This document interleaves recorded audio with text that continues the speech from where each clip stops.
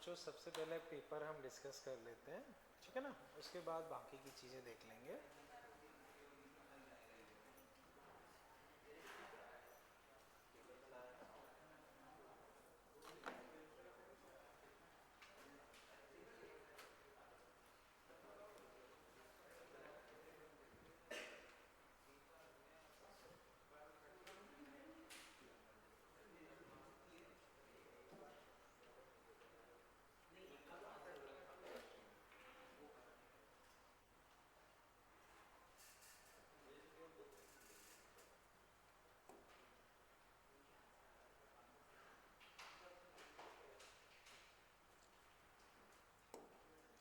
तो बच्चों मुझे बताएं,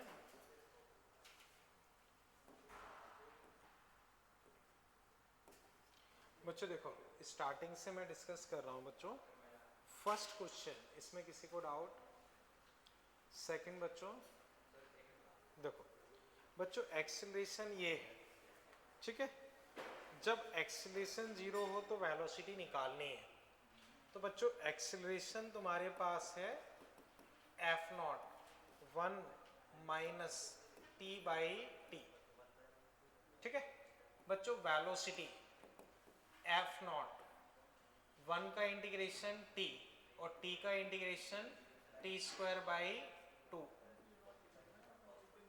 ये क्लियर है बच्चों? डिस्कशन नहीं करें इधर, okay.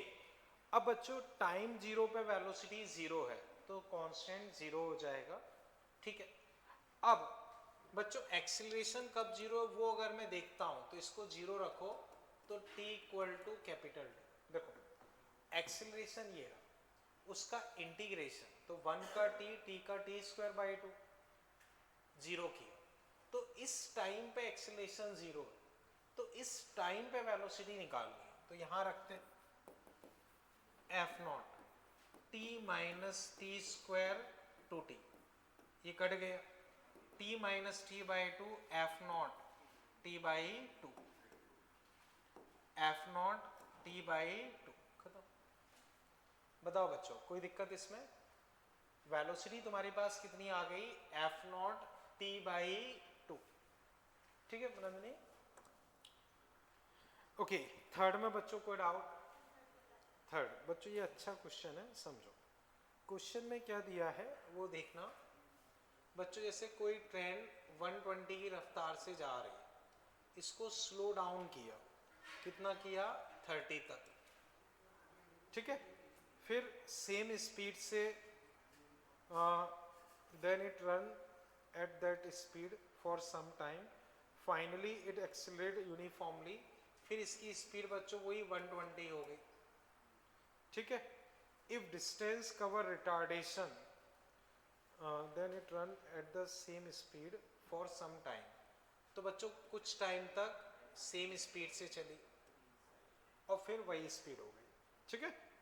Distance cover during retardation, तो रिटार्डेशन में 3, यूनिफॉर्म मोशन में 5 और इसमें 2, तो टोटल टाइम लॉस्ट बताना है। तो बच्चों इसको ऐसे समझो, देखो मान लो एक रोड है, बिल्कुल सही फर्स्ट क्लास रोड होती तो आप 120 की रफ्तार से चलते रहते, कोई दिक्कत वाली बात नहीं है। लेकिन बच्चों आगे कहीं रोड खराब आ गई तो तुम्हें स्पीड कम करनी पड़ी, तो स्पीड को कम करने के तुम 30 पे ले आए। अब वही खराब रोड चल रही है तो उसी 30 की स्पीड से चलते रहे, फिर आगे वापस से सही रोड आ गई तो तुमने स्पीड बढ़ा के 120 कर दी, तो टोटल तुम 10 चले। तो अगर नॉर्मली रोड सही होती तो तुम अपनी स्पीड यही रखते, तो तुम्हें नॉर्मली ये टाइम लगता। नॉर्मली क्या टाइम लगता? ये टाइम लगता। बट अब बच्चों 120 30 इनिशियल फाइनल बाई 2, एवरेज कितना होगा? 75। तो इस पार्ट का टाइम बच्चों 3/75, 30 एवरेज 30 होगा, तो इस पार्ट का टाइम 5/30, 30 120 150, तो इस पार्ट का एवरेज 75। अब बच्चों एलसीएम अगर लोगे तो मेरे हिसाब से 150 आएगा, तो 6 प्लस 10 प्लस 4, तो कोई मिस्टेक तो नहीं ना यहाँ पर? ठीक है बच्चों, 20/150, अब ये हटा दोगे तो 2/50, ये 1/12। बोलो बच्चों यहाँ तक कोई दिक्कत? तो अगर बच्चों सब कुछ सही होता तो ये 10 किलोमीटर वो इतने टाइम में चलता, लेकिन खराब रोड की वजह से उसको इतना टाइम लग गया, तो उसका लॉस कितना हो गया टाइम का? 1/2/15 माइनस 1/12, तो 24 में से 15 गए 9, और 15 इंटू 12 डिवाइड करोगे तो 5 इंटू 4 1/20 आवर्स। मिनट्स में लिखोगे तो 1/20 इंटू 60 3 मिनट्स। हाँ चलो खैर वो मैं चेक कर लूँगा। हाँ 60 देखो ये एक सेकेंड, कहाँ पे? रुको, यहाँ भी मिस्टेक है। ठीक है 150 ये सही है, ये 6 सही है, 5 ये 25 आएगा, सही है, ये 25 आएगा। ठीक है अब फिर चेक करो बच्चों, 6 और 4 10 तो 35। चेक करते रहना बच्चों का कहीं मिस्टेक दिखे। 35 तो बच्चों ये तुम्हारे पास आएगा 7/30।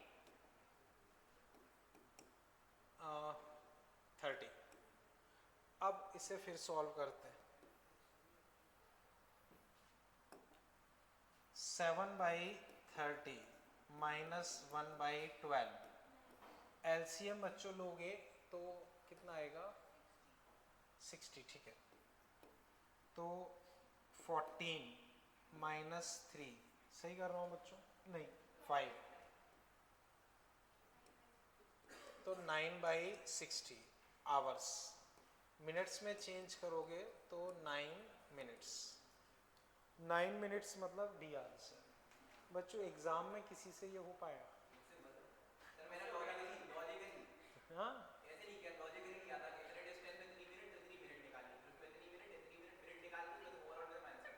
अच्छा चलो खैर आप बताओ।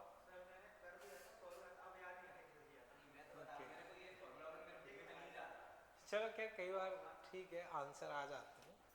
ओके ठीक है खैर बच्चों देखते हैं। ओके बच्चों मुझे बताओ, फोर्थ, इसमें कोई डाउट? फोर्थ, फिफ्थ बच्चों, sixth,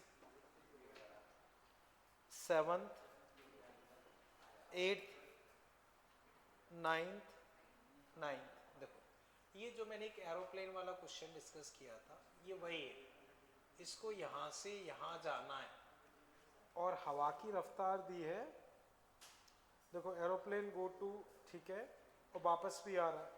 relative speed with respect to wind is v, और वो स्मॉल v से चल रही है। तो देखो हवा ऐसे v से चल रही है, तो आप ऐसे v से जाओगे, हवा आपको इधर v से ले आई, तो नेट स्पीड आपकी इधर होनी चाहिए। तो ये पाइथागोरस से लिख सकते हो, वही शॉर्टेस्ट डिस्टेंस वाला। चलना कितना है? l, तो l upon root over v² minus v²। तो ये तो जाने का टाइम हो गया, उतना ही आने का टाइम, तो टोटल टाइम ये हो जाएगा। देखो आप सीधे जाओगे तो यहाँ पहुँच जाओगे, तो ऐसे तिरछा चलना पड़ेगा। तो आपकी वेलोसिटी प्लस हवा की वेलोसिटी नेट इधर आना चाहिए। ठीक है ओके बच्चों बताओ 10th, इसमें कोई डाउट? 11th किसमें? 10th देख लेते हैं। बोट जिसकी रफ्तार ये है 1 किलोमीटर 15 मिनट में शॉर्टेस्ट पॉसिबल टाइम में क्रॉस कर रही, तो 1 किलोमीटर 15 मिनट में शॉर्टेस्ट पॉसिबल टाइम में क्रॉस कर रही। तो बच्चों ये 5, ये रिवर की स्पीड और ये वाली स्पीड, शॉर्टेस्ट में बच्चों यही चीज रहती है।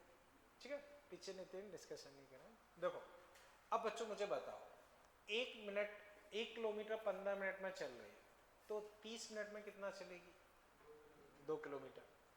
तो 1 घंटे में 4 किलोमीटर, यानी कि उसकी ये वाली रफ्तार क्या होनी चाहिए? 4, क्योंकि 1 किलोमीटर 15 मिनट में क्रॉस कर रही है, तो ये वाली रफ्तार 4, ये 5, ये 4, तो बच्चों बताओ ये क्या होना चाहिए?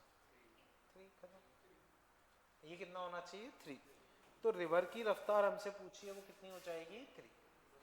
तो उसी वजह से बच्चों मैंने ये वाला मेथड भी बताया था, क्योंकि कंपोनेंट करो, इक्वेट करो, कई बार ये थोड़ा सा आसान हो जाता है। ठीक है, ठीक है।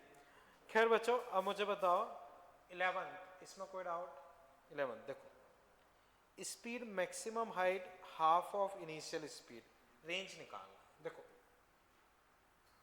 मैक्सिमम हाइट पे स्पीड होती है u cos थीटा, और वो हमें आधी दी है, इसका आधी दी है, तो ये कट गए, तो थीटा कितना आ गया? 60। ये क्लियर है? अब रेंज पूछा है, तो रेंज बच्चों u स्क्वायर साइन 2 × 60 अपॉन जी, साइन 120 हो जाएगा √3/2, तो u स्क्वायर √3 2g। चेक करो नंदिनी, कहीं भी डाउट लग रहा हो। टॉप पॉइंट पे speed u cos theta, u/2 के बराबर, थीटा 60, ये आ जाएगा। ठीक है बच्चों, बताओ 12, इसमें कोई डाउट? बच्चों 13,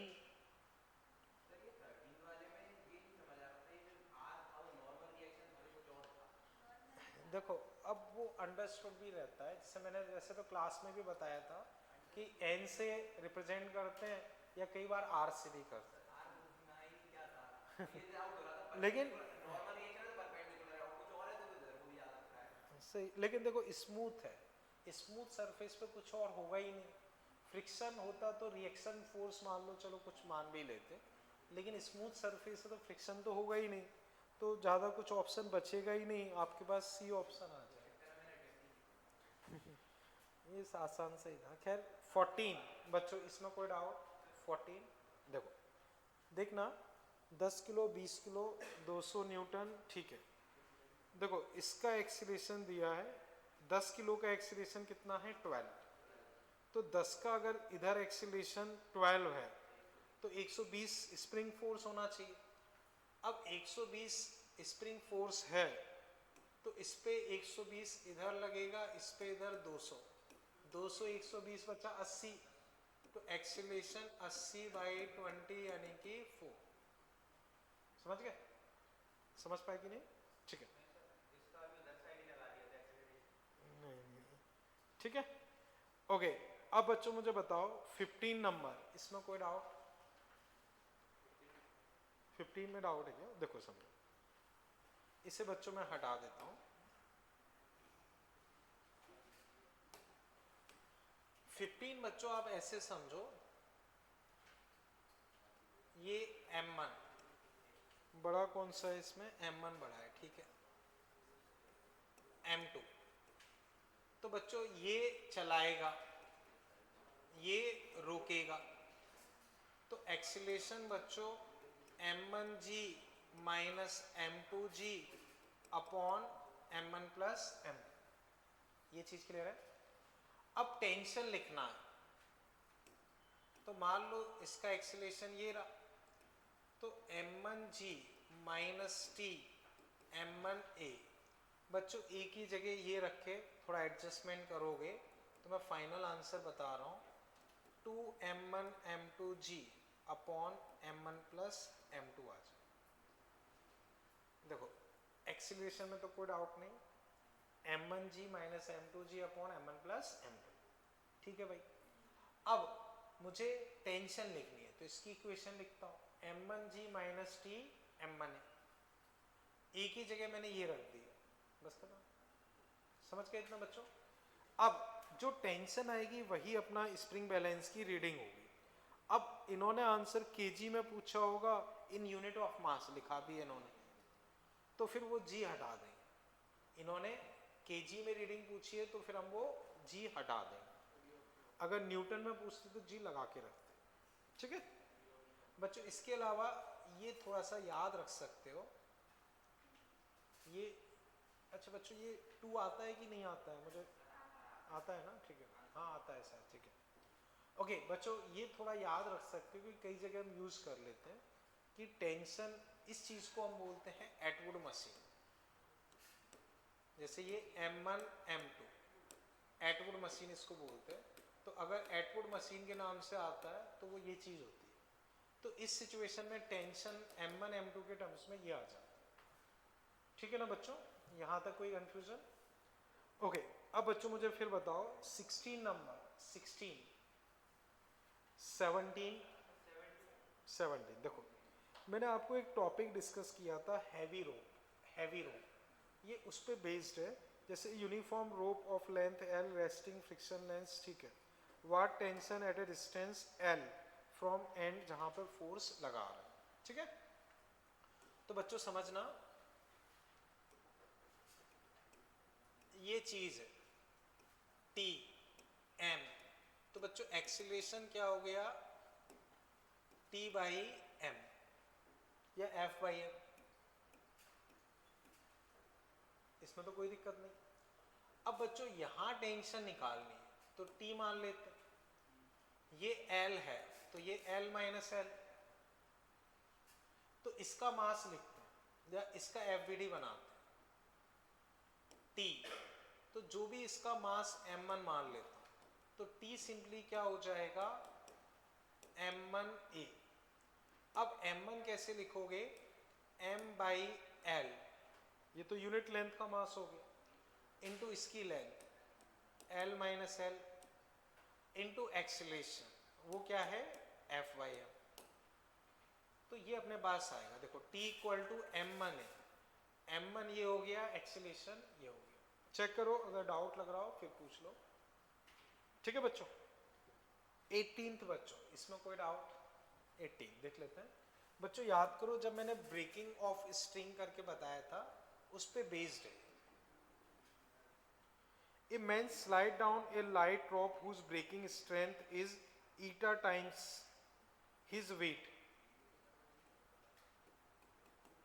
तो बच्चों ये है T, ये कितना झेल सकता है eta mg, ब्रेकिंग स्ट्रेंथ क्या है eta times of its weight, तो ये उतना ही झेल सकता है mg। अब eta 1 से कम है यानी कि ये ज्यादा नहीं झेल सकता, तो ये ज्यादा ये कम, ये चलाएगा ये रोकेगा। तो एक्सीलरेशन कैसे लिखेंगे, चलाने वाला माइनस रोकने वाला अपॉन मास, तो G को कॉमन ले लोगे 1 minus eta, G 1 minus eta B option. Check करो कहीं भी डाउट हो, ठीक है बच्चों बताओ अभी इसमें कोई डाउट? बच्चों 19th इसमें मैच कराता हूँ, ठीक है ये चीज क्लियर है बच्चों। देखो एक बार मैं रीड कर लेता हूँ, 3 मासेस ये हैं, ठीक है ठीक है, all 3 masses are held at rest and then release. तो बच्चों M3 को रेस्ट पे रखना है, किसको रेस्ट पे रखना है M3 को। तो बच्चों अब ध्यान से समझो, ये M3 यहां M1 यहां M2, तो याद रहे M3 को रेस्ट पे रखना, M1 M2 के लिए ऐसा कुछ नहीं कि उन्हें रेस्ट पे रखना, M3 को रेस्ट पे रखना। तो बच्चों ये रेस्ट पे है तो ये भी रेस्ट पे हो जाएगा, तो ये चीज वही एटवुड मशीन बन गई, एटवुड मशीन बन गई। तो बच्चों यहां अभी भी हमने टेंशन निकाली क्या थी 2M1 M2 G upon M1 plus M2, तो यहां टेंशन बच्चों क्या हो 4M1 M2, और वो किसके बराबर होनी चाहिए M3G। तो M3G 4M1 M2G upon M1 plus M2, G cut गया, इसको वहां भेजता हूं, इसको यहां लाता हूं, तो M1 plus M2 upon M1 M2 4 by M3, तो 1 by M2 1 by M1, 1 by m2 1 by m1, 1 by m2 1 by m1 equal to 4 by m3। C क्या दिया है बच्चों, समझ पाए ना बच्चों। तो इसी तरह के क्वेश्चंस में ये थोड़ा सा हेल्पफुल हो जाता है, उसी वजह से मैंने बताया था कि इसे थोड़ा सा याद रख पाए तो ठीक है, 2m1 m2 g upon m1 plus m2, और वरना सॉल्व करके निकाल ही सकते हो, कोई दिक्कत नहीं। अब बताओ बच्चों, इसमें कहीं कोई डाउट लग रहा हो, किसी भी स्टेप में कोई दिक्कत लग रही हो, ठीक है। 20 नंबर बच्चों, इसमें कोई डाउट, देखो वजन हर एक का 10 है, तो पहले में देखोगे तो B का तो कोई रोल ही नहीं, उस पर कोई वजन पड़ेगा ही नहीं, तो B से तो नॉर्मल 0 हो जाएगी, और A से कितनी हो जाएगी, पूरी 10। तो पहले वाले में B से 0, A पे 10, उसमें कोई डाउट तो नहीं, ठीक है। अब दूसरे वाले में देखोगे तो 60 डिग्री है, और डायग्राम देख के समझ में आ रहा है कि सिमेट्रिक है, सिमेट्रिक है, सिमेट्रिक है, तो दोनों से नॉर्मल बराबर लगेगी, दोनों से नॉर्मल बराबर लगेगी, और ये एंगल देखो ये 60 है, तो ये 30 हुआ, इससे नॉर्मल यहां कहीं लगेगी,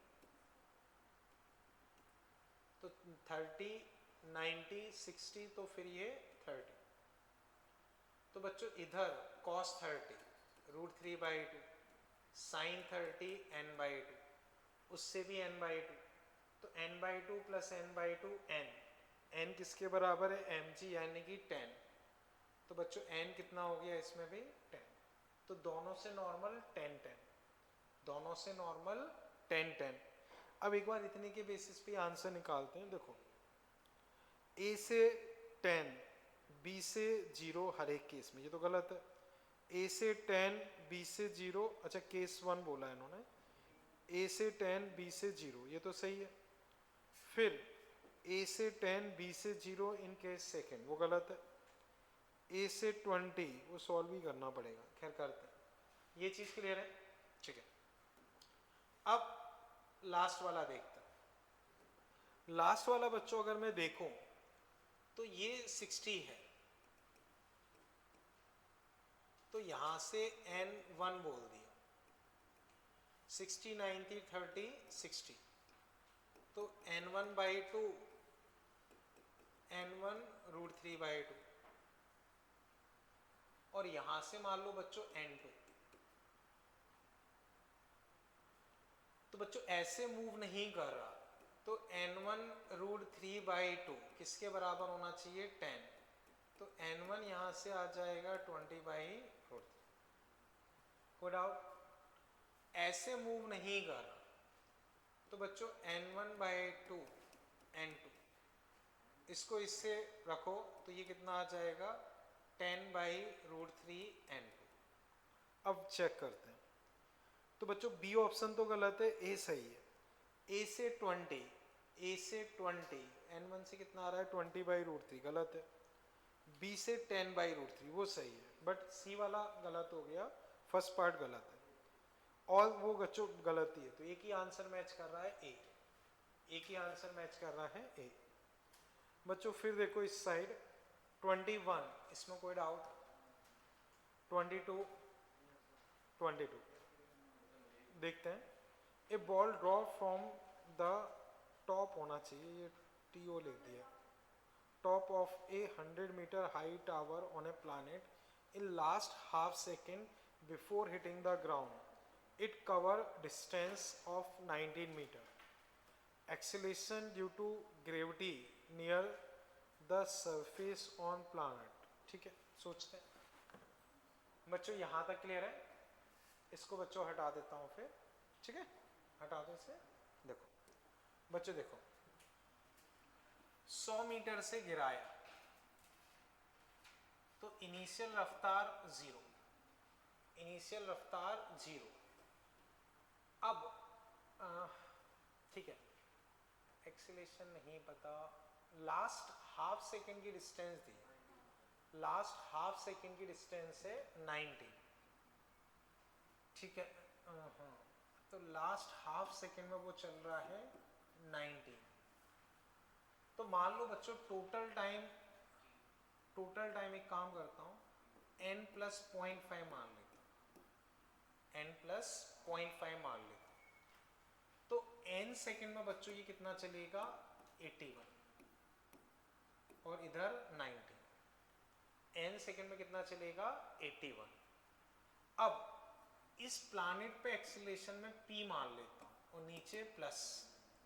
तो पहले मैं यहाँ से यहाँ तक अप्लाई करूँ, यहाँ से यहाँ तक, तो यहाँ से यहाँ तक बच्चों अगर अप्लाई करूँगा तो 81 equal to 0 n half p n square first. ये क्लियर है? या बच्चों कुछ और सोचते हैं थोड़ा सा आसान पड़े, ये आ जाएगा? ठीक है चलो। अब सेकेंड इक्वेशन अगर मैं लगाता हूँ तो पूरा 100 आई थिंक आप लोगों ने लिया होगा, है ना?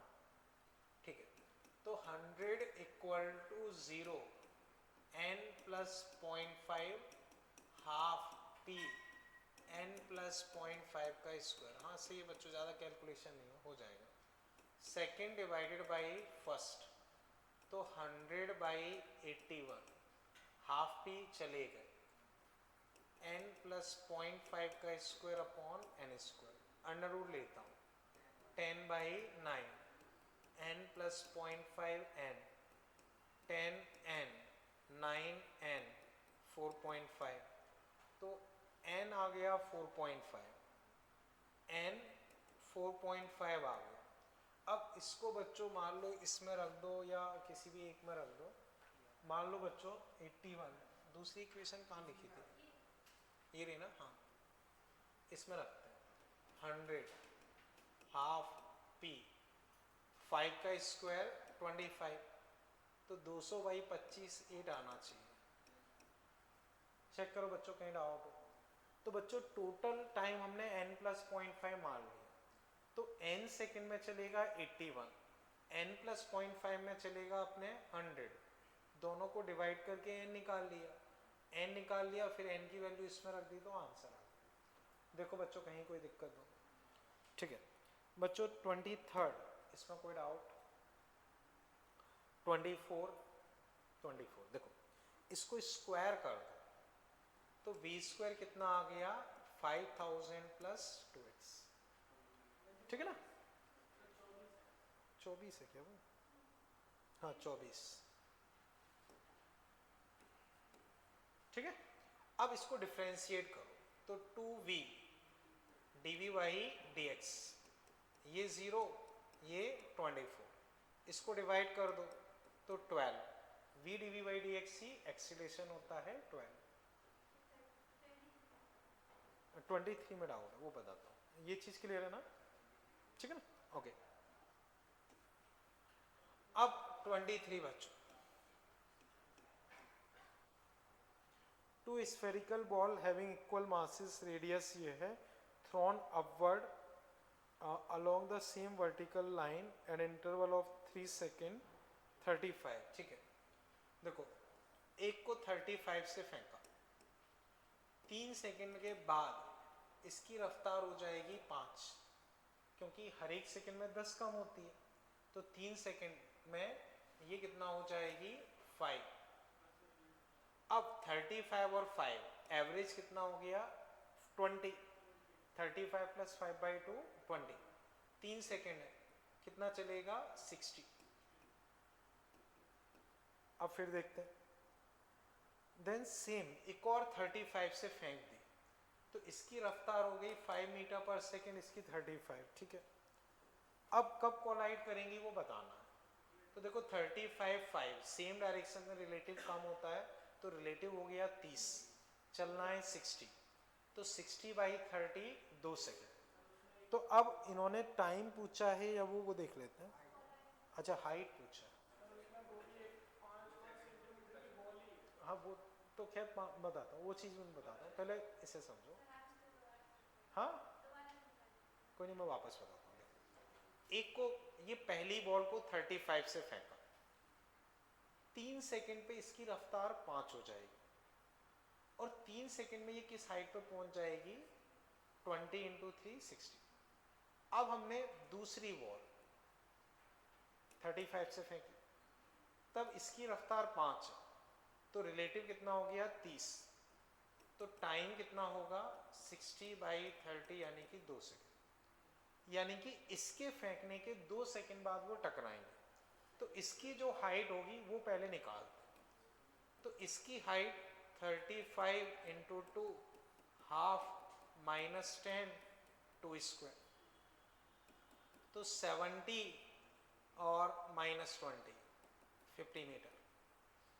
तो बच्चों 50 मीटर हाइट पे ये टकराएंगे। अब जो 5 सेंटीमीटर है वो समझो बच्चों को, बस ये बताने के लिए कि बॉल काफ़ी छोटी है, उसे नेग्लेक्ट कर सकते हैं। 5 सेंटीमीटर बहुत कम साइज माना जाता है, तो उसकी अपनी रेडियस वगैरह को आप नेग्लेक्ट कर सकते हो, उसको एक तरीके से काउंटिंग में नहीं लेना, बस वो पर्पज़ उसका है और कोई पर्पज़ नहीं। ठीक है बच्चों, तो उस 5 सेंटीमीटर का कोई मतलब नहीं है, क्योंकि 50 मीटर और 5 सेंटीमीटर उसका कोई मतलब नहीं बनता, नहीं उसका कोई मतलब नहीं। 50 आप क्या लिखोगे अब हाइट, 50.05 मीटर या 01 भी कर दो तो उतना कोई फर्क नहीं पड़ता। तो कहने का मतलब ये कि उसे निगलेक्टेड मान के चलना, उस पर्पज से वो 5 सेंटीमीटर दिया था। बताओ बच्चों, यहाँ तक अभी कोई दिक्कत? ठीक है, ओके बच्चों, अब मुझे बताओ 25, इसमें कोई दिक्कत? ठीक है, अब बच्चों जो अपना टॉपिक चल रहा था वो हम कंटिन्यू करते हैं। उससे पहले बच्चों आंसर की वगैरह तो मिल गई होगी ना बच्चों? ये बताओ 50 से ज़्यादा नंबर किस किस के आ पाए हैं, अगर जिन्होंने नंबर जोड़े हों? ओके, पर फिर भी 50 से ज़्यादा किसी के हैं? कितने हैं? 65। और कोई उसके अलावा? अच्छा 40+, तुम्हारे कितने आ गए? नहीं, चलो खैर कोई नहीं, चलो देखते हैं। तो बच्चों वही है, मैंने पहले भी आपको बता रखा है, जो भी पेपर हो उसको अच्छे से एनालाइज करें, उसमें आपने क्या क्या मिस्टेक की, क्या की, सबको प्रॉपर लिख के रखें और ट्राई करें कि अगले पेपर में वो चीज़ें ना हो। ठीक है, अब बच्चों जो अपना टॉपिक चल रहा था वो फिर मैं कंटिन्यू कर रहा हूँ, उससे बच्चों देखते हैं।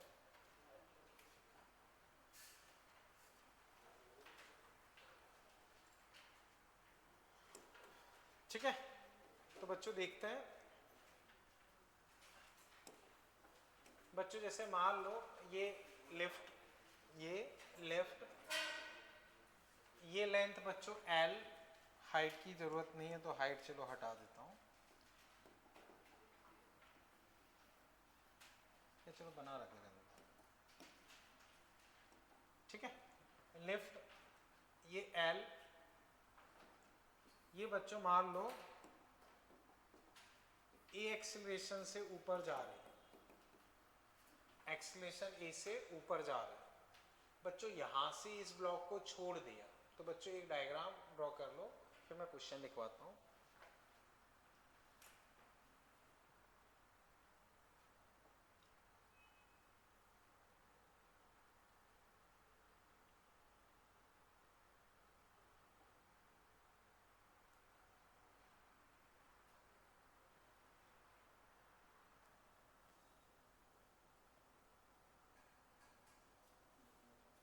ठीक है बच्चों, इसमें लिख लो calculate time taken by block to come at bottom, calculate time taken by block to come at bottom. तो बच्चों इसको ऐसे छोड़ दिया तो ये स्लाइड करके ऐसे नीचे आएगा, नीचे आएगा तो भाई नीचे आने में कितना टाइम ले लेगा वो तुम्हें बताना है। सिंपल सा है बच्चों, एक बार अटेम्प्ट करो, मैं अभी डिस्कस करता हूँ।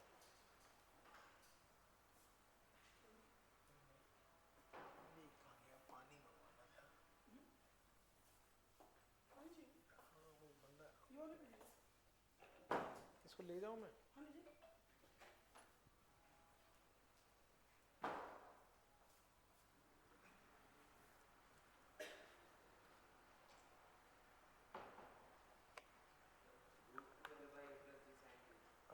√2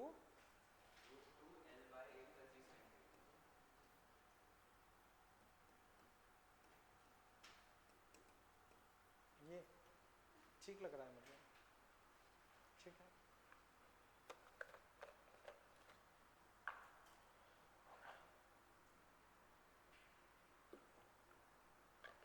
वंस क्या किया तुमने?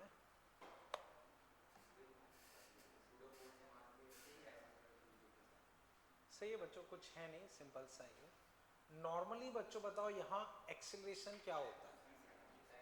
जी साइन थीटा। तो बच्चों वैसे ही सॉल्व कर लो। नॉर्मली एक्सेलरेशन जी साइन थीटा, तो 0 t हाफ जी साइन थीटा टी स्क्वायर। और बच्चों जी की जगह पर जी डैश लिख दिया। अब यहां से t निकालोगे तो 2l upon G dash sine theta का अंडर रूट। समझ पाए ना बच्चों? s equal to U T plus half A T square. तो बच्चों उसको चलना कितना है? l चलना है, तो l equal to half G dash sine theta T square. ये आ गया।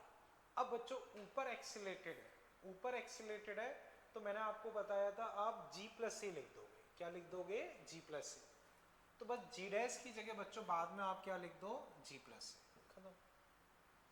इसी में बच्चों कई बार हाइट के टर्म्स में आंसर हो, मान लो l ना हो के हाइट के टर्म्स में हो, तो वो तो ज्योमेट्री से कर लोगे। जैसे sine theta equal to h by L, तो l equal to h by sine theta, तो वो हो जाएगा, वो बड़ी बात नहीं है। समझ के ना बच्चों? यही बच्चों अगर नीचे एक्सीलरेटेड हो, नीचे एक्सीलरेटेड हो तो आंसर क्या आता? g माइनस ए साइन थीटा आ जाता। बच्चों ऊपर कांस्टेंट वेलोसिटी से जा रही हो तो सेम। अच्छा बच्चों उससे याद आया, शायद मैंने कुछ क्वेश्चन होमवर्क में दिए होंगे मॉड्यूल से, है ना, वो डिस्कस करने को बाकी है ना।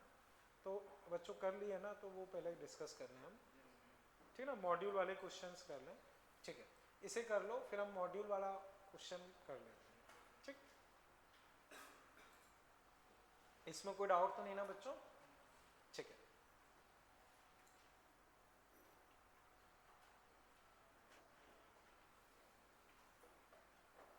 ठीक है बच्चों, इसे हटा देता हूं फिर। ठीक है बच्चों, तो बच्चों मॉड्यूल से अगर हम क्वेश्चन देखें तो बच्चों बताओ फर्स्ट एक्सरसाइज में जो क्वेश्चंस दिए हों उसमें कोई में भी डाउट रहा हो? 35, ठीक है। और कुछ? 31 और, ठीक है। देखते हैं बच्चों।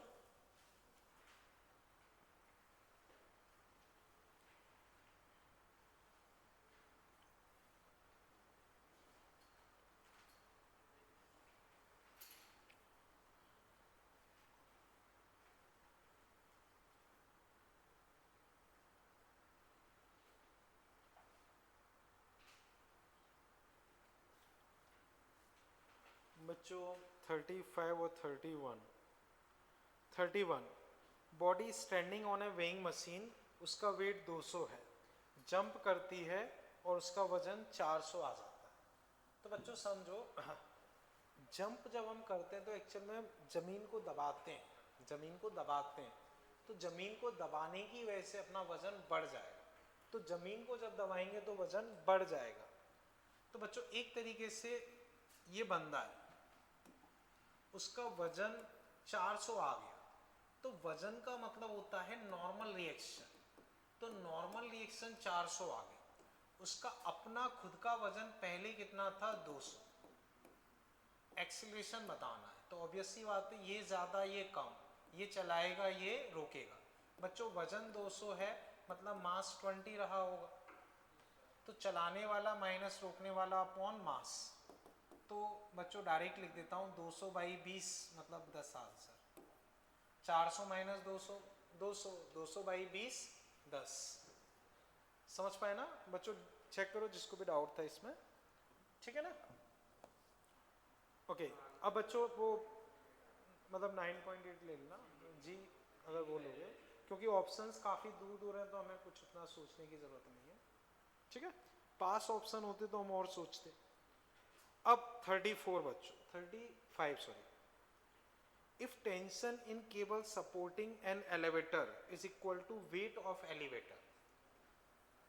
तो बच्चों इस केस में T इक्वल टू mg बोला है इन्होंने। तो ऐसा कब हो सकता है? या तो रेस्ट हो या कांस्टेंट वेलोसिटी, और कोई केस में नहीं होगा। बच्चों mg के बराबर केवल दो ही केस में हो सकता है, या तो रेस्ट हो या कांस्टेंट वेलोसिटी, और किसी केस में नहीं होगा। Going up with increasing speed गलत है, going down with increasing speed गलत है, going up with uniform speed सही है, गोइंग डाउन विथ यूनिफॉर्म, अच्छा ये मैंने 33 ले लिया, ठीक है सॉरी 35 देखते हैं। 35 विथ वॉक्स बॉक्स, ठीक है, moving up M exert force. तो बच्चों एक्सर्ट फोर्स का मतलब एक्चुअल में वही नॉर्मल रिएक्शन होता है। यहाँ कौन सा फोर्स एक्सर्ट होगा? Normal reaction. और नॉर्मल रिएक्शन बच्चों कितना हो गया? 7 mg/4। इसका खुद का mg है, तो ऑब्वियस सी बात है एक्सीलरेशन ऊपर होगा। ये चलाएगा, ये रोकेगा, चलाने वाला माइनस रोकने वाला अपॉन मास, तो 7/4 mg minus mg upon m, तो 3/4g। और हमसे शायद एक्सीलरेशन ही पूछा है, समझ पाए ना? देखो बच्चों कोई डाउट? बच्चों फर्स्ट में अभी कोई डाउट? ठीक है बच्चों, सेकंड एक्सरसाइज, इसमें किसी भी क्वेश्चन में कोई डाउट जो मैंने दिए थे सेकंड में? ठीक है बच्चों 3A, उसमें जो भी मैंने दिए हों, कोई डाउट? नहीं दिए। 3B, इसमें जो भी कुछ दिया हो, कोई डाउट बच्चों? 3B okay. 4A बच्चों, इसमें अगर कुछ दिया हो, 25 है, ठीक है 25।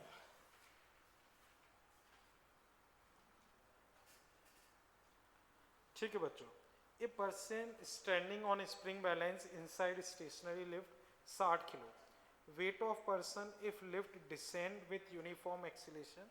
बच्चों ये तो सिंपल सा ही है, मैंने एक तरीका भी बताया है। 60 कितना आ जाएगा? g, नीचे एक्सीलरेटेड है तो माइनस है, तो 9.8 माइनस 1.8, तो बच्चों 480, आंसर 480। देखो नीचे एक्सीलरेटेड है तो हल्का फील करेगा, तो m g माइनस से। बच्चों चेक करो अगर किसी को डाउट हो, आंसर 480 न्यूटन, और न्यूटन में ही पूछा है, ठीक है ना बच्चों? आंसर यही है ना? हाँ, डिवाइड योर आंसर। अच्छा हाँ समझ, नहीं वो उन्होंने ये बोला है कि डिवाइड 10, g10 लेने को नहीं बोला है, आंसर को 10 से डिवाइड कर। अच्छा ये भी लिखा है क्या? अच्छा जी भी 10 लिखा है, ठीक है। तो बच्चों 10 लोगे तो ये आएगा 1.2, 492 आ रहा है। अब इसको 10 से डिवाइड करोगे तो फिर 49.2, अब 10 से डिवाइड करोगे तो 49.2, ठीक है। बच्चों मुझे बताओ 4A 4B में बच्चों जो दिया हो, ठीक है। चले बच्चों आगे फिर, ठीक है। अब बच्चों जो टॉपिक चल रहा था वो फिर मैं कंटिन्यू अगेन कर रहा हूँ। हम स्यूडो फोर्स या उससे रिलेटेड चीज़ें डिस्कस कर रहे थे, तो बच्चों वो देखते हैं। तो बच्चों अब नेक्स्ट क्वेश्चन इसमें आप देखो, ठीक है बच्चों। मान लो ये एक इंक्लाइन प्लेन है, इस पे बच्चों ये एक ब्लॉक है, इसका मास m, एंगल थीटा, बच्चों इसका एक्सीलरेशन इधर a है। बच्चों फ्रिक्शन तो वैसे ही नहीं रहता है, मैंने बता रखा है, ठीक है। अब बच्चों समझो, नॉर्मली अगर हम ब्लॉक को छोड़ते हैं तो वो नीचे स्लाइड कर जाता है, नीचे स्लाइड कर जाता है। अब एक बार बच्चों डायग्राम ड्रॉ कर लो, फिर मैं क्वेश्चन लिखवाता हूँ।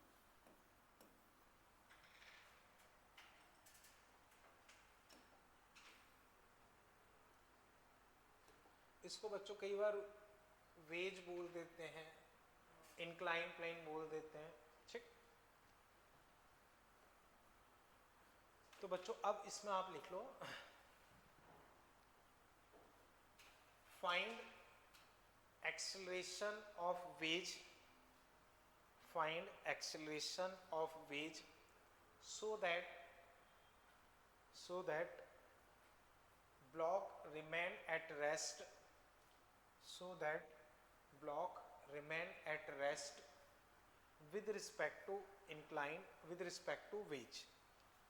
find acceleration of wedge so that block remain at rest with respect to wedge. ठीक है, अब बोलो बच्चों।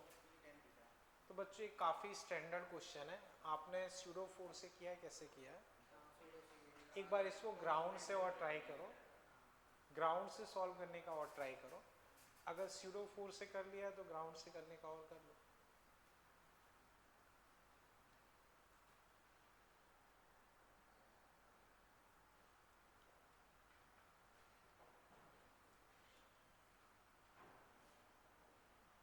ठीक है बच्चों, देखते हैं बच्चों, अगर इसको स्यूडो फोर्स से करें, स्यूडो फोर्स से,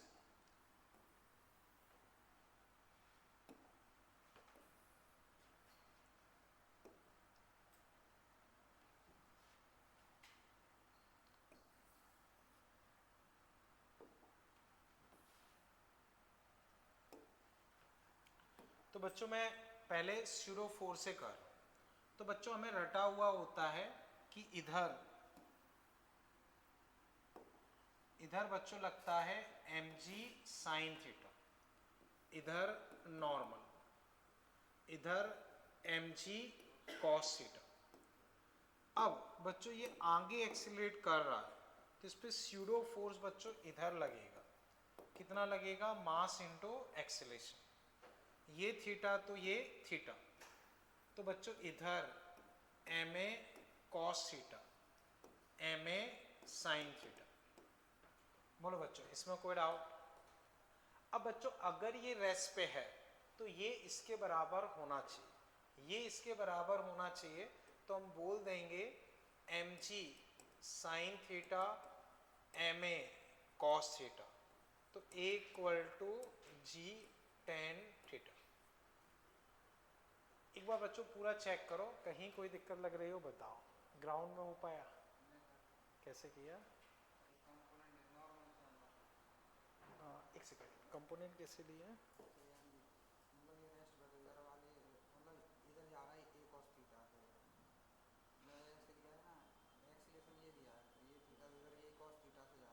ठीक है,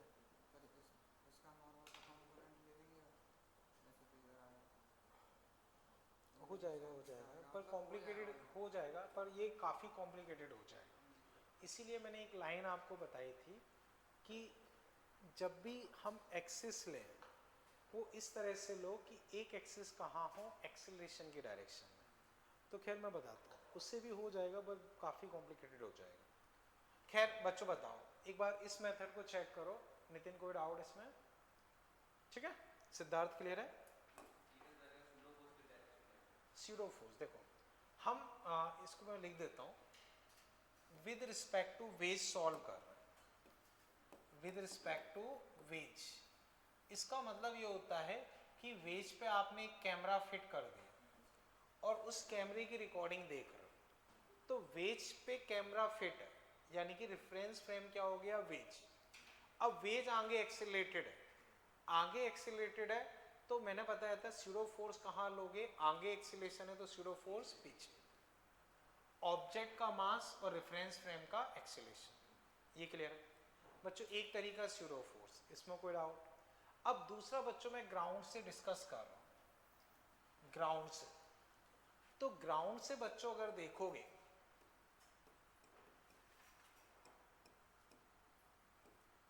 तो बच्चों इस पे mg तो हर हालत में नीचे ही लगना है, वो तो बदल ही नहीं सकता। नॉर्मल बच्चों हमेशा सरफेस के नॉर्मल ऐसे लगेगा। बच्चों मैंने बता रखा है कि रट लो ये एंगल क्या होता है? थीटा, ये थीटा तो ये थीटा।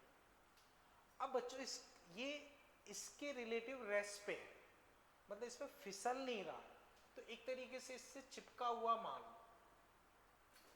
चिपका हुआ मान लो। तो बच्चों इसका एक्सीलरेशन इधर a है, तो ब्लॉक का एक्सीलरेशन ग्राउंड से देखोगे तो कितना और किस तरफ दिखाई देगा? इधर a।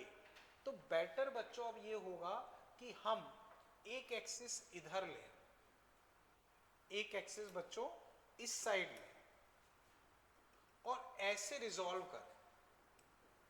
बच्चों mg इसके ऑलरेडी परपेंडिकुलर है तो दिक्कत वाली बात नहीं है। इसको देखोगे तो n cos theta N sine theta M G, और एक्सीलरेशन इधर ए। बोलो बच्चों यहां कोई दिक्कत? अब बच्चों ये इसके बराबर, तो N cos theta M G, N sine theta mass into acceleration divide कर दो, सेकेंड डिवाइडेड बाय फर्स्ट, तो tan theta A by G equal to G tan theta. बोलो बच्चों कोई दिक्कत? तो आदित्य जो तुमने किया है उससे भी आ जाएगा, बट एक्सीलरेशन को तोड़ना भारी हो जाता है, कॉम्प्लिकेशंस बढ़ती हैं। बेटर ये होता है कि एक्सीलरेशन की डायरेक्शन में ही एक एक्सिस ले लो। बताओ बच्चों यहां तक कोई दिक्कत? ठीक है ना बच्चों? ठीक।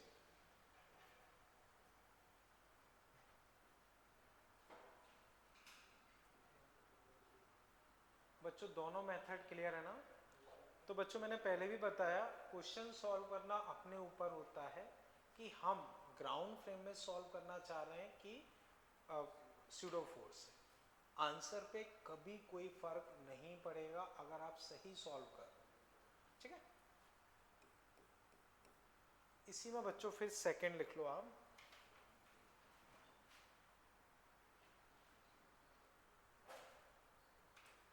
Calculate normal reaction in above case. Calculate normal reaction in above case.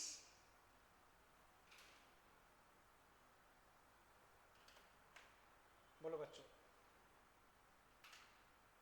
इस सिचुएशन में नॉर्मल दोनों के बीच में जो लगेगी, बीच वाली नॉर्मल, वो कितनी लगेगी वो बताना। M G by cos theta, M G by cos theta. देखो N cos theta M G, तो N equal M G by cos theta. बच्चों वहां से भी करोगे तो normal equal M A sine theta M G cos theta, दोनों को ऐड कर दो, एक ही जगह जी टेन थीटा रख दो, सॉल्व करना, sine square theta plus cos square theta 1 हो जाएंगे। फाइनली आंसर यही आएगा, फाइनली आंसर यही आएगा। अब वहां से भी निकालोगे तो भी आंसर यही आएगा। क्लियर है बच्चों? बोलो बच्चों अभी इसमें कोई डाउट? अब बच्चों इसी को दूसरी तरीके से पूछते हैं। Calculate force applied by block on wedge. Calculate force applied by block on wedge, क्या आंसर होगा? M G by cos theta. Calculate force applied by wedge on block, क्या होगा? वही होगा। तो बच्चों वो फोर्स नॉर्मल ही लगाएगा, तो ये पूछा जाए या ये पूछा जाए एक ही बात। इतना बच्चों क्लियर है? अब बच्चों वापस समझो, ये थोड़ा सा दिमाग में होना चाहिए। नॉर्मली अगर हम एक इंक्लाइन प्लेन पे छोड़ देते हैं तो बच्चों बताओ नॉर्मल रिएक्शन क्या आती है? नॉर्मल सिचुएशन एक इंक्लाइन प्लेन पे छोड़ दिया तो नॉर्मल रिएक्शन इस केस में एम जी कॉस थीटा। इस केस में नॉर्मल क्या आती थी? M G cos theta. लेकिन यहां नॉर्मल क्या है? M G by cos theta. पर दोनों में फर्क है, वहां ये फिक्स रहता था और ये स्लाइड करता था। तो याद रहे इसको और इसमें कंफ्यूज मत हो जाना। एग्जाम में ये पूछा जाता है, हमारे दिमाग में रटा रहता है कि एम जी कॉस थीटा, वो नहीं है। ये वाली सिचुएशन और ये वाली अलग है। इस केस में M G by cos theta, इस केस में एम जी, ठीक है, एम जी कॉस थीटा। ठीक है, इसी में बच्चों कई बार फिर पूछ लेते हैं, मैं लिखवा नहीं रहा हूं, ऐसे बस बता रहा हूं। मान लो बच्चों इसका मास कैपिटल है, कैपिटल है। अब यहां से हम फोर्स लगाएं, कितना फोर्स लगाएं कि ये रेस्ट पे है? तो बच्चों बताओ पूरे सिस्टम का एक्सीलरेशन कितना आया? जी टेन थीटा। तो फोर्स कितना लगाना पड़ेगा? m प्लस एम इंटू जी टेन थीटा। अगर वो हमसे पूछते हैं कि फोर्स कितना लगाना पड़ेगा? m plus M G tan theta. अब बच्चों इसी को फिर थोड़ा और मॉडिफाई कर दिया जाता है। यहां तक बच्चों क्लियर है ना? तो अब एक और क्वेश्चन बच्चों फिर लिखो बच्चों, ये थीटा, ये स्मॉल एम, ये कैपिटल एम और ये M1। फ्रिक्शन विक्शन कहीं है नहीं, फ्रिक्शन विक्शन कहीं है नहीं बच्चों। ये कैपिटल एम, ये स्मॉल एम, ये थीटा, इतना ड्रॉ कर लो बच्चों।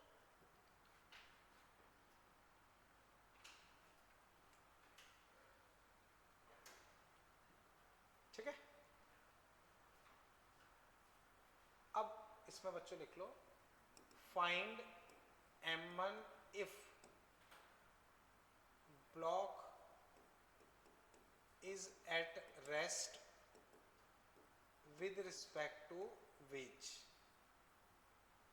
सोचो बच्चों,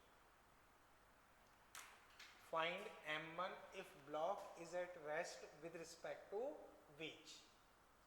तो बच्चों ब्लॉक अगर वेज के रिस्पेक्ट में रेस्ट पे है तो आपको M1 की वैल्यू बच्चों बतानी है। हाँ स्मॉल एम ब्लॉक बच्चों, हाँ वही small M. Find M1 if block small M, वही है ना। हाँ वापस बोलो,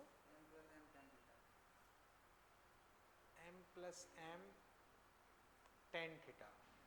हाँ आपने एक मिस्टेक की है, मैं भी बताऊँगा।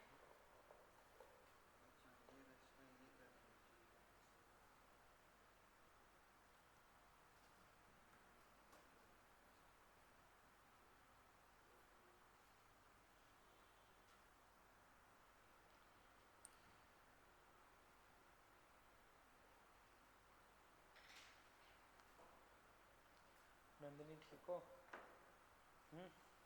कुछ आ रहा है समझ में? बोलो कोई दिक्कत हो?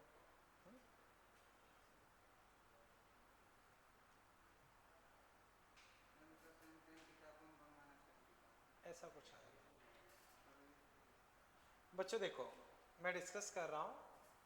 पहली मिस्टेक इसमें क्या होती है, जैसे हमें पता है ये इसके रिलेटिव रेस्ट में है तो एक्सीलरेशन बच्चों क्या होना चाहिए, जी टेन थीटा।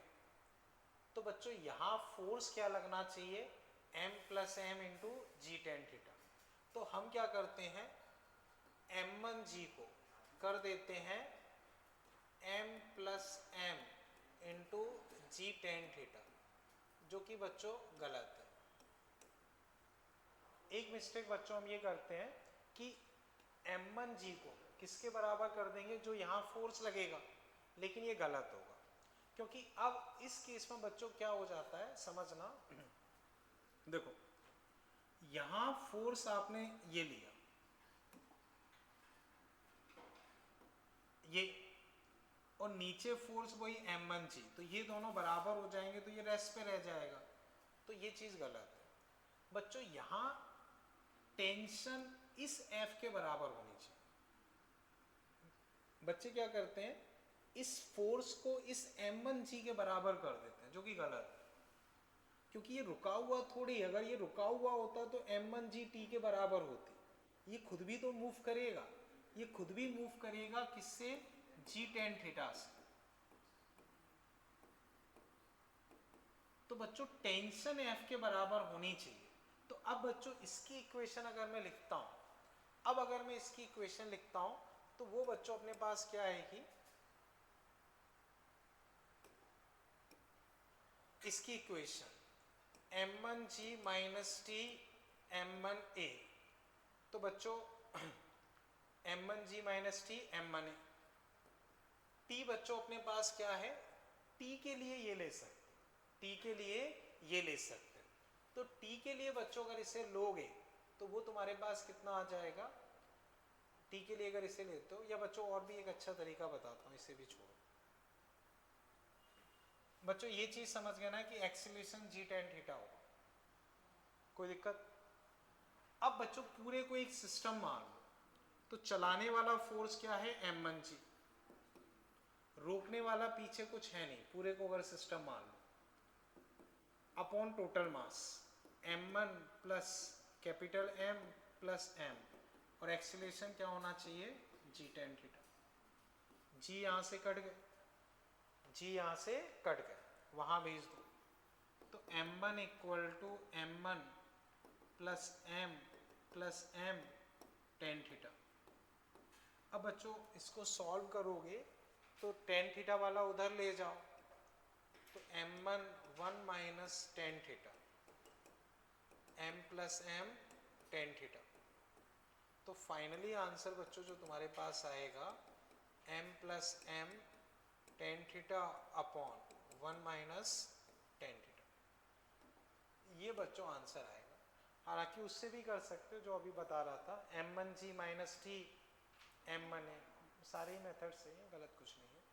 चेक करो बच्चों, समझ पाए कि नहीं वो बताओ, आराम से देखो बच्चों, देखो मैं वापस बता रहा हूँ, ये इसके रिलेटिव रेस्ट पे है, तो एक्सीलरेशन जी टेन थीटा होना चाहिए, वो हम पहले सीख चुके हैं। उतना ही एक्सीलरेशन इसका होगा क्योंकि रस्सी से कनेक्टेड है। पूरे को एक सिस्टम मान लें तो m1g नीचे लगेगा, पीछे रोकने वाला कोई है नहीं, तो चलाने वाला माइनस रोकने वाला अपॉन टोटल मास जी टेन थीटा, जी कट गए, बस सॉल्व कर लो।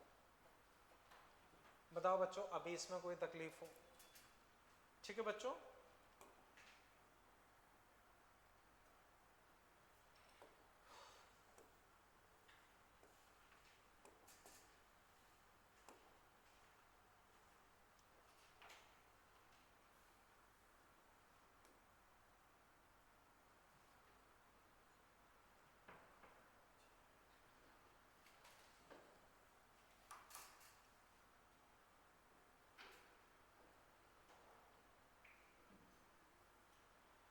ठीक बच्चों,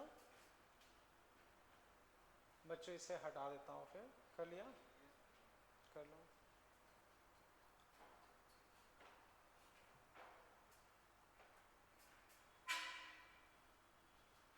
ठीक है, हटा दो बच्चों। ठीक, अब नेक्स्ट बच्चों आप देखो, ये इस तरफ एक्सीलेट कर रहा है, इस तरफ, तो find value of A so that block fall freely. Fall free का मतलब बच्चों इस तरह से, बिल्कुल ऐसे गिरे, एक्सीलेशन डाउनवर्ड जी, एक्सीलेशन क्या हो, डाउनवर्ड जी। अब बच्चों एक बार ट्राई करो, याद रहे पहले इधर एक्सीलेट कर रहा था, अब इस साइड एक्सीलेट कर रहा है, और किस एक्सीलेशन से एक्सीलेट करे कि भाई वो फ्री फॉल करे, फ्री फॉल।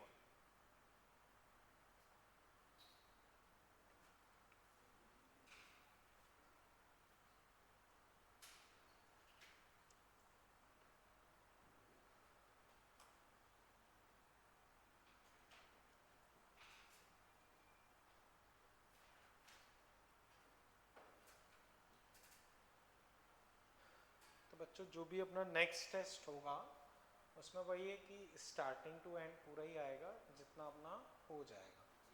बस ट्राई मैं ये करूँगा कि रिसेंट पोर्शन का वेटेज थोड़ा ज़्यादा रहे। ठीक, हाँ बोलो। नहीं,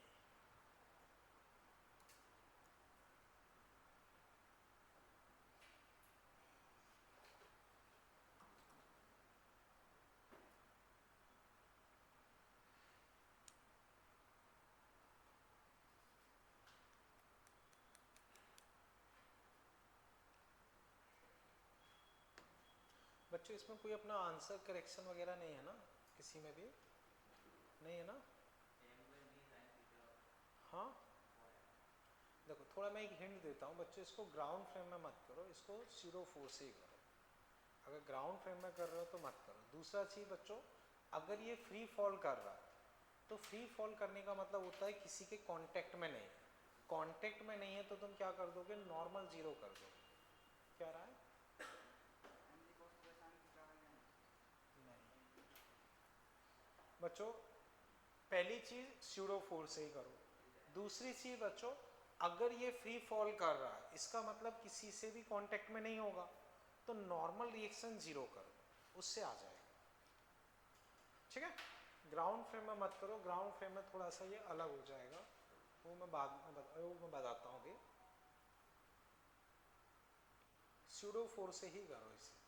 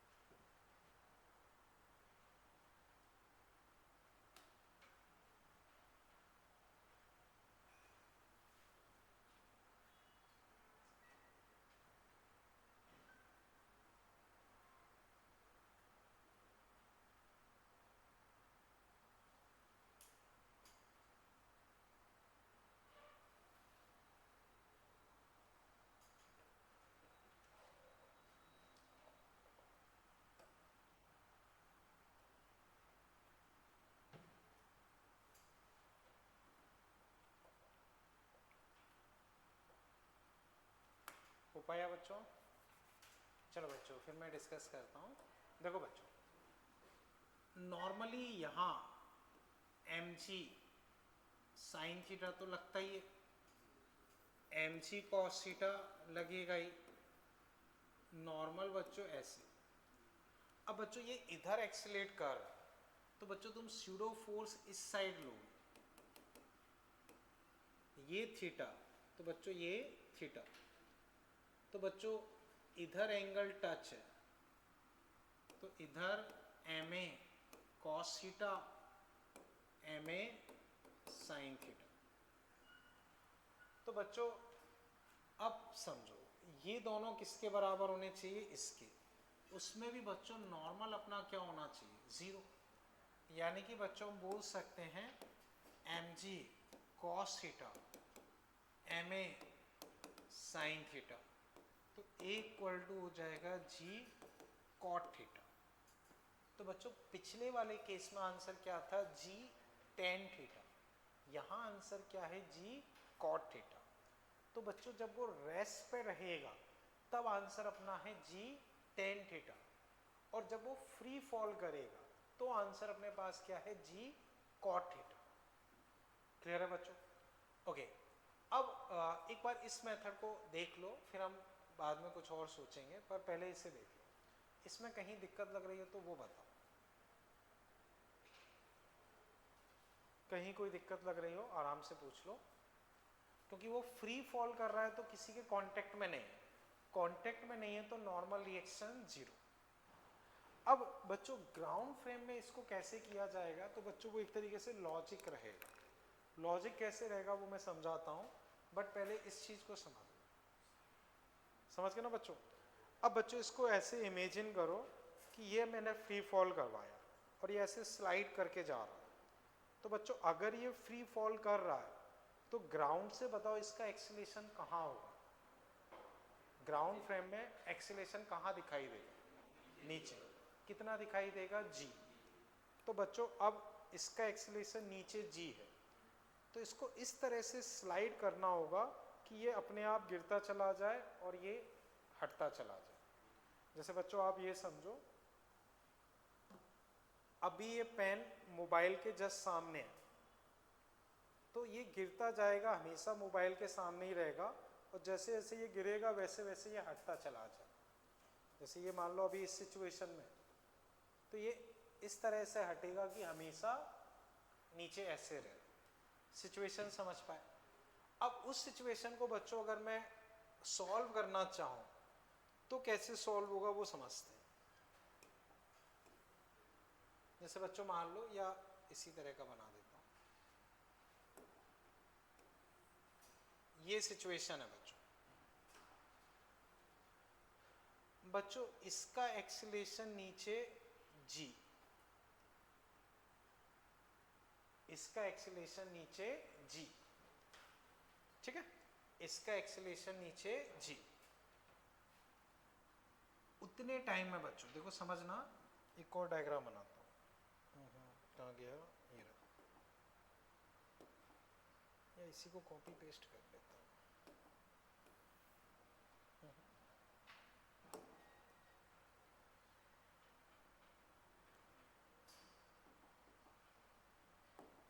ठीक है बच्चों देखना,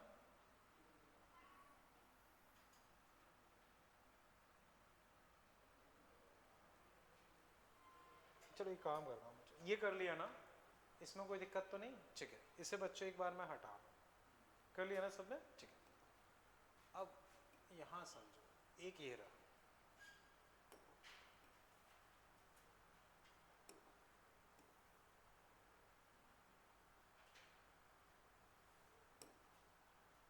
ठीक है। अब बच्चों देखो, मान लो बच्चों पहले ये यहाँ पे था, पेन मैंने यहाँ रखा था, एक सेकंड में या थोड़े टाइम में उसका एक्सीलेशन नीचे g होने की वजह से वो ऐसे चला गया, ठीक है। और बच्चों ये वाला पॉइंट देखोगे, ये पहले यहाँ था, ये पॉइंट स्लाइड करके बच्चों अपने पास कहाँ आ गया है? इधर आ गया। ये पॉइंट अपने पास स्लाइड करके कहाँ गया? इधर आ गया। तो तो ये डिस्टेंस बच्चों हाफ ए टी स्क्वायर, तो वो तो कॉमन ले लो, फर्क नहीं पड़ेगा। हाफ जी टी स्क्वायर, वो फर्क नहीं पड़ेगा। अब इस चीज को बच्चों देखो, ये थीटा है, तो ये अपने पास क्या होगा, थीटा। तो अब बच्चों यहाँ इस ट्राइंगल में बच्चों देखो, टेन थीटा अगर मैं लिखता हूँ तो g बाई ए या a equal to G by tan theta, समझ पाए बच्चों? तो वही g कॉट थीटा आ जाएगा। तो ग्राउंड फ्रेम में बच्चों सिचुएशन ऐसे विजुलाइज करनी पड़ेगी कि ये मान लो हाफ जी टी स्क्वायर नीचे आ गया, हाफ जी टी स्क्वायर नीचे आ गया, तो इसको हाफ ए टी स्क्वायर पीछे हटना पड़ेगा, और रिलेशन इस तरह से होना चाहिए कि भाई आंसर आ सके। तो हाफ टी स्क्वायर तो कट जाएगा, उसका कोई फर्क नहीं पड़ेगा, इस तरह से बच्चों रहेगा। तो खैर बच्चों इसमें बेटर मेथड वही स्यूडो फोर्स वाला है, इसमें बहुत ज़्यादा दिमाग लगाना पड़ता है, तो खैर ठीक है, समझ पाए बच्चों? ओके, अब बच्चों बताओ पिछले वाले केस में नॉर्मल रिएक्शन क्या होगी, बीच वाली नॉर्मल कितनी होगी पिछले, अभी वाले केस में 0। फ्री फॉल कर रहा है तो नॉर्मल रिएक्शन बीच वाली क्या होगी, 0। बच्चों इसका मास अगर मैं कैपिटल एम मानता हूं तो ग्राउंड से नॉर्मल क्या होगा, कैपिटल एम जी। ग्राउंड से नॉर्मल कैपिटल एम जी, क्योंकि वो स्मॉल ब्लॉक इसके कांटेक्ट में नहीं है, तो ग्राउंड वाली नॉर्मल निकालूंगा तो कैपिटल एम जी, इसमें कोई दिक्कत परेशानी? ठीक है बच्चों। अब बच्चों इस टॉपिक से रिलेटेड क्वेश्चन अगर हम देखें तो अब बच्चों कुछ क्वेश्चन मॉड्यूल से मैं डिस्कस कर रहा हूँ, वो समझना।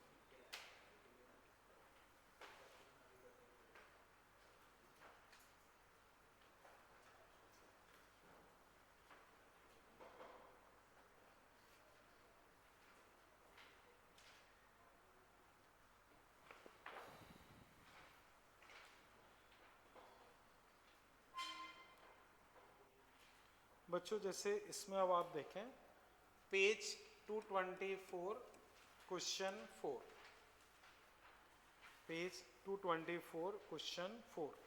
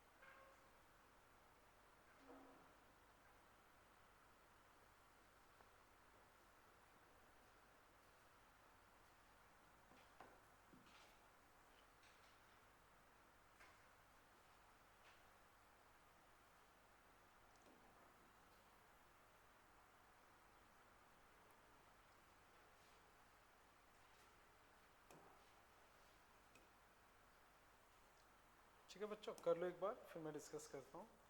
अपर surface of block C is horizontal and right part incline 37।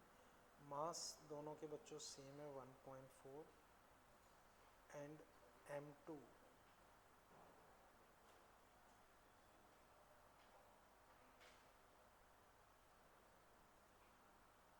बच्चों m2 शायद इन्होंने c का मास दिया है ना, क्योंकि a और b के मास तो इन्होंने इक्वल दिए हैं, नहीं इक्वल नहीं है, सॉरी, a का m1 है, b का m2 है, ठीक है ठीक है, a का m1 b का m2।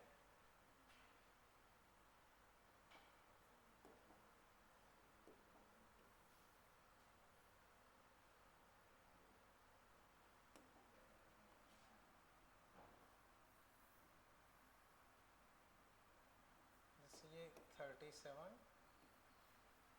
ये m1 1.4, ये दिया है b 5.5,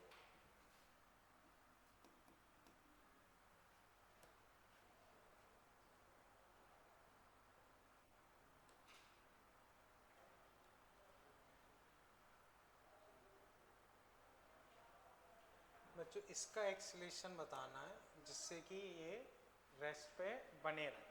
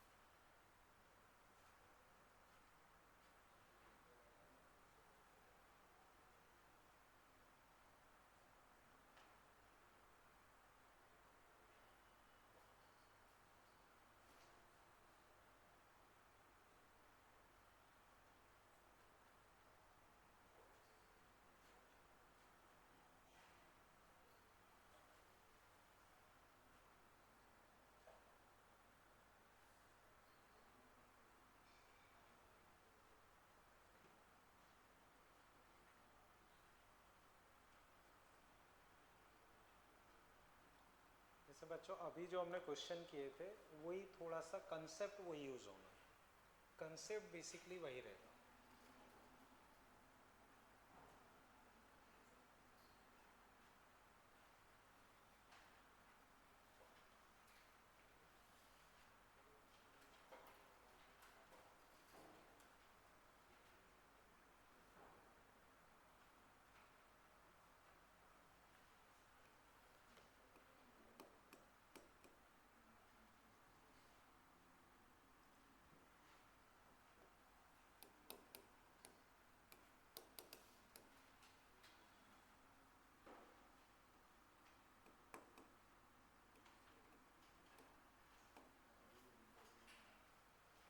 बच्चों हो पाया?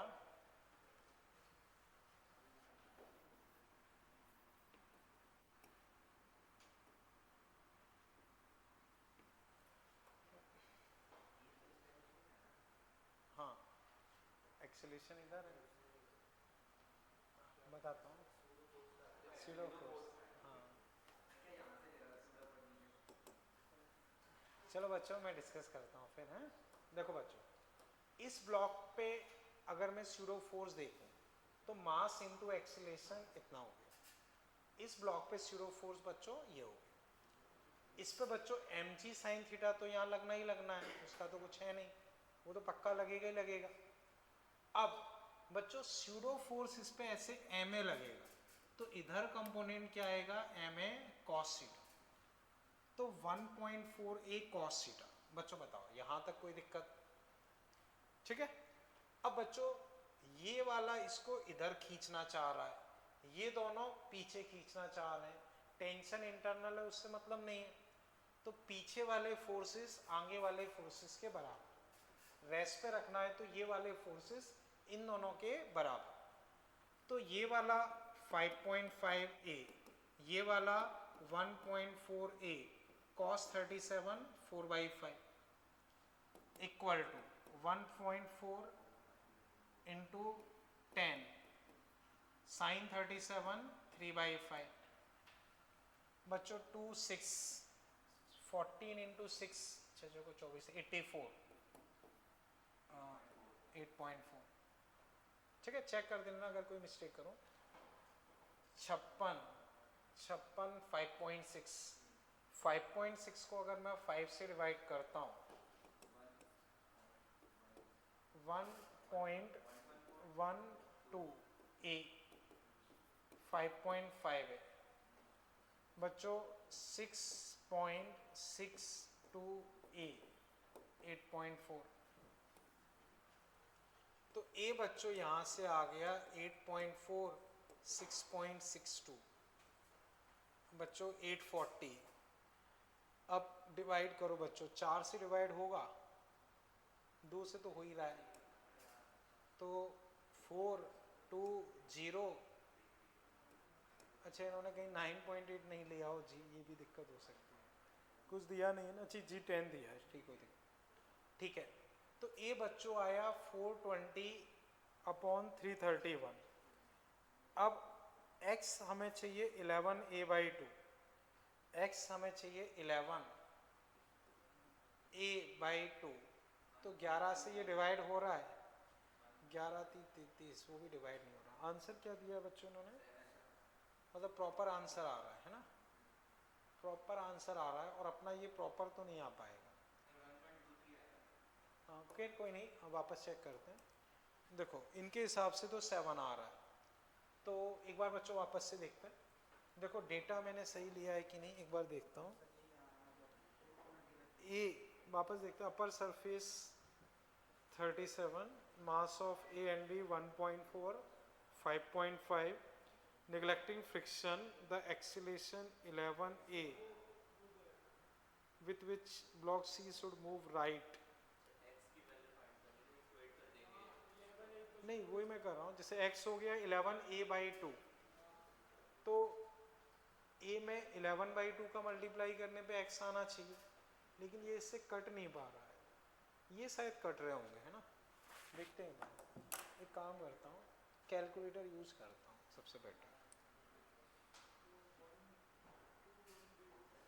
420 × 11 डिवाइडेड बाई 331। हाँ बच्चों आ जाएगा, आ रहा है बच्चों, समझो सही है, कोई दिक्कत नहीं है, ठीक है बच्चों। देखो एक बार वापस समझो, ये बताओ एक्सीलरेशन ये आ गया, इसमें कहीं कोई दिक्कत, आराम से देख लो, ये मेथड बच्चों समझ पाए जो मैंने किया। अब बच्चों x देखो, x तुम्हारे पास है जो इन्होंने दिया है 11/2a, तो बच्चों x यहां से आएगा, तो 420/331 11/2, बच्चों चेक करोगे तो ये कुछ 6.956 कुछ करके आ रहा है, तो उसी को उन्होंने अप्रोक्सीमेट 7 लिख दिया, तो प्रॉपर 7 नहीं आ रहा है, वो उन्होंने 7 लिख दिया, तो वो 6.95 कुछ करके आ रहा है, वो सही है, कोई दिक्कत नहीं। हो सकता है कि 9.8 से आ रहा हो या नहीं आ रहा हो, पर ठीक है, अपना यही सही है, कंसेप्ट सीखना है वो हम सीख गए। चेक करो बच्चों, कोई दिक्कत है इसमें, ठीक है। अब बच्चों जिसका ये हो जाए वो फिर एक और क्वेश्चन ट्राई करें, वो है बच्चों 22, मतलब बता रहा हूँ, पेज 235 क्वेश्चन 22।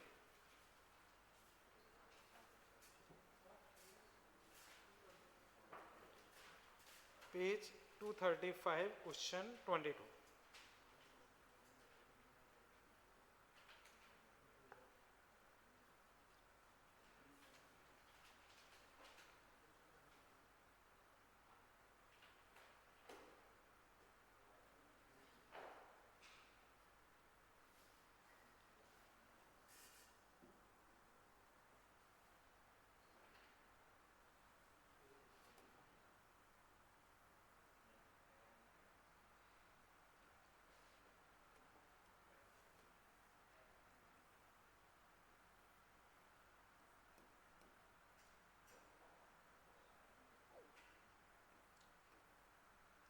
जैसे बच्चों इस पे 10 एक्सीलरेशन से कोई कार जा रही है, ठीक है,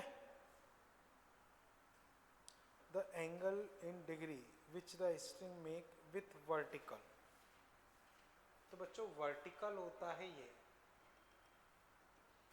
उससे मान लो रस्सी कुछ एंगल ऐसे बना रही है, थीटा मान लो, तो वर्टिकल बच्चों हमेशा ऐसी सीधी लाइन होती है, उससे इसका जो एंगल बनेगा एक तरीके से वो बता, ठीक है ना।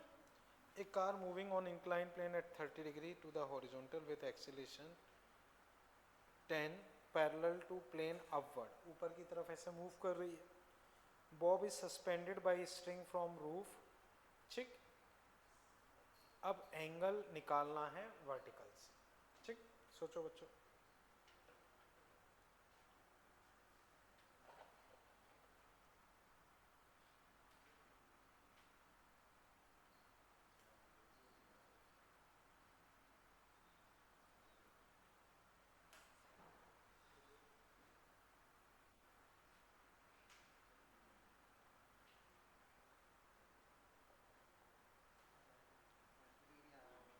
30 डिग्री, ठीक है। क्या किया आपने?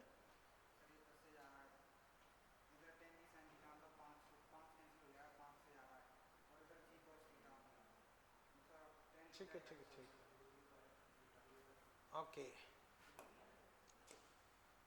सही है बच्चों। समझो मैं थोड़ा अलग मेथड से कर रहा हूँ, जब उससे भी हो जाएगा कोई नहीं। बच्चों जैसे ये एक रस्सी मान लो, इसको तुमने हैंग कर दिया। बच्चों बताओ वर्टिकल से क्या एंगल बनाएगी?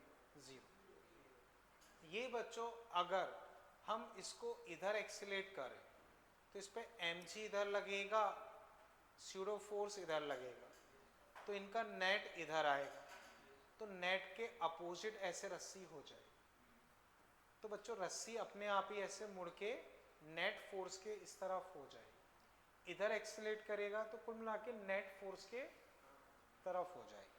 तो नेट फोर्स मान लो या नेट एक्सीलेशन की डायरेक्शन में हो जाएगी, नेट फोर्स या नेट एक्सीलेशन की डायरेक्शन में हो जाएगी। ये चीज क्लियर है? अब बच्चों समझो, देखो बच्चों ये इंक्लाइन प्लेन, ये ट्रॉली, इसमें एक ब्लॉक है। तो बच्चों अब मैं ऐसे ही समझा रहा हूं बच्चों, ग्रेविटी उस पार्टिकल के लिए ग्रेविटी तो हर हालत में नीचे ही रहेगा। अब बच्चों उसका एक्सीलरेशन इस तरफ है, तो स्यूडो फोर्स कहाँ लोगे? इस तरफ। और किसके बराबर लोगे? एम ए, लेकिन ए भी 10 है तो एम जी ही मान लो। बच्चों समझे? देखो एक बार मैं वापस बताता हूँ बच्चों, उस पार्टिकल पे एक फोर्स ग्रेविटी का यहाँ क्या लगेगा? mg। एक बच्चों स्यूडो फोर्स लगेगा, कितना लगेगा? ma। लेकिन बच्चों ये 10m, अब चूंकि a भी 10 है तो ये भी कितना हो गया? 10m। अब बच्चों एक इधर एक इधर, बच्चों दो इक्वल मैग्नीट्यूड के फोर्स हैं, बताओ रिजल्टेंट कहाँ आएगा? बीचों बीच। बच्चों ये 30 है, ये 90, तो पूरा एंगल 60, पूरा एंगल 60, पूरा एंगल 60, तो ये एक एक एंगल कितने होने चाहिए? तो रस्सी बच्चों अपनी इसी तरह से हो जाएगी। रस्सी बच्चों ऐसे होगी इस तरह से, तो उसका वर्टिकल से एंगल ये कितना होगा? इसी के बराबर 30। एक बार फिर समझो बच्चों, mg तो लगना ही लगना है, इधर स्यूडो फोर्स ma ऐसे लगेगा, चूंकि दोनों इक्वल मैग्नीट्यूड के हैं तो नेट ऐसे बीचों बीच आ जाएगा। नेट ऐसे बीचों बीच आ गया, ये अपने पास 30 था, ये 90, तो पूरा 60, तो 30 30, तो नेट बच्चों अपना इधर आया, तो रस्सी में टेंशन ऐसे आएगी, तो रस्सी कुछ इस तरह से यूं हो जाएगी। तो अब देखो ये एंगल और ये एंगल बराबर ही है, तो 30 मतलब थीटा कितना आ जाएगा? 30। दूसरा तरीका बच्चों ये है कि आप रिजॉल्व कर लो, रिजॉल्व कर लो। इधर mg है ही, इधर बच्चों देखो ma, या इसको 10m लिख रहा हूं, ma 60 एंगल है बच्चों, ये पूरा 60, तो 10 60 बच्चों m 10m by 2, 10m √3/2 बच्चों, ये थीटा, तो ये परपेंडिकुलर, ये बेस, तो बच्चों देखना ये कितना हुआ? 5√3, ये मिला के इन दोनों को मिला के 15, 10m + 5m 15, तो tan theta perpendicular by base, perpendicular by base बच्चों 1/√3 30 डिग्री, उससे भी कर सकते। बच्चों एक बार देखो, मैंने उतना शायद क्लियर नहीं बताया, कोई डाउट लग रहा हो तो पूछो। दो मेथड बच्चों मैंने बताए, एक हम नेट फोर्स के हिसाब से निकाल सकते हैं, एक हम ऐसे रिजॉल्व करके निकाल सकते हैं। किसी में भी दिक्कत लग रही हो पूछो। रिजोल्यूशन वापस बता देता हूँ, देखो देखना, देखो ये इंक्लाइन प्लेन, mg तो इधर ही लगेगा 10m, और ये इधर लग रहा है 10a, पूरा एंगल 60 है, तो स्यूडो फोर्स होगा 10m cos 60, क्योंकि ये एंगल 60 आया, ये 30 है, ये होगा 10m sin 60, तो 5m रूट 3, और इन दोनों को जोड़ दोगे तो 15m। अब इन दोनों का हमें नेट निकालना, तो देखो 5m रूट 3 15m, यहां मान लो नेट आ गया, वर्टिकल ये है, इससे निकालना है, तो देखो ये परपेंडिकुलर, ये बेस, इसको इससे डिवाइड मारो तो टेन थीटा, देखो tan theta 5m root 3 15m, 1/√3 30 degree. Check करो बच्चों, बताओ बच्चों, अभी कोई दिक्कत? ठीक। अब बच्चों जैसे मैं कुछ क्वेश्चंस होमवर्क में दे रहा हूँ अभी के टॉपिक से रिलेटेड, तो वो बच्चों समझो। बच्चों फर्स्ट एक्सरसाइज में 16, 18, 19, 17 भी आ जाएगा, 17, फिर बच्चों ये तो हमने कर ही लिया, 3b, इसमें बच्चों 25, ये बच्चों ने कर ही लिया, 4b, इसमें बच्चों फर्स्ट। ठीक, तो बच्चों इतना आप लोग कर लेना, बाकी टेस्ट पेपर मैंने बता ही रखा है, अच्छे से एनालाइज करना। ठीक है।